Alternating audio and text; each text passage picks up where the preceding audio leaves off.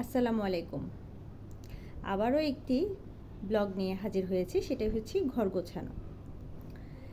দেখতে পাচ্ছেন আমার যে রুমটা, এই রুমটা গতকালই আমি গুছিয়েছি।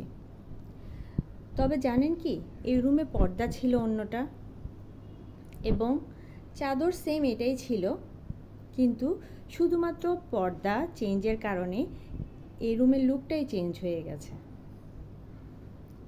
এতটাই ভালো লাগছে যে খুবই গোছানো। দেখতে পাচ্ছেন, আমি আপনাদেরকে কিছু ট্রিক্স দিই। এই রুমটাতে আমার আলো কম, যার কারণে আমি পর্দায় ইউজ করেছি লাইট কালার এবং চাদর ইউজ করেছি হোয়াইট কালার।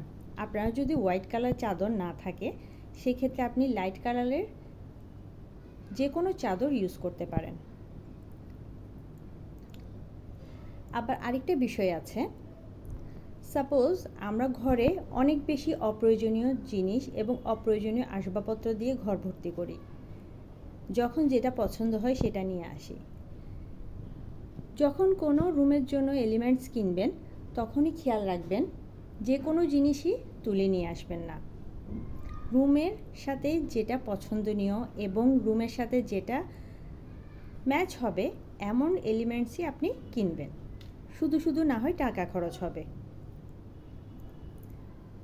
এই রুমে যেহেতু আলো কম, সেক্ষেত্রে আমি লাইট কালারের চাদর ইউজ করেছি, পর্দাও আমি লাইট কালার ইউজ করেছি এবং দুইটা সেম কালারের পর্দা দিয়েছি। কিন্তু যেটি টুল দেখতে পাচ্ছেন, আমি টাইগার রেখেছি, এখানে আমি ফ্লাওয়ার বার্ডস রাখবো। যেহেতু আমার এখনও অ্যারেঞ্জ করা নেই, তাই আমি রাখিনি। দেখুন কত ভালো লাগছে দেখতে, খুবই গোছানো।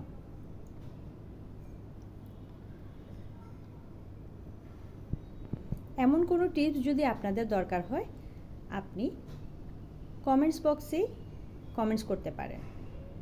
কোনটা কীভাবে সাথে ম্যাচ করবেন, সব সময় আমাদেরকে ইন্টেরিয়র ডিজাইন এবং ইন্টেরিয়রের উপর ডিপেন্ড করতে হবে এমন না। আমাদের মনের মতো করে, আমাদের মনের পছন্দ অনুসারে আমরা কিন্তু ঘরকে গোছাতে পারি।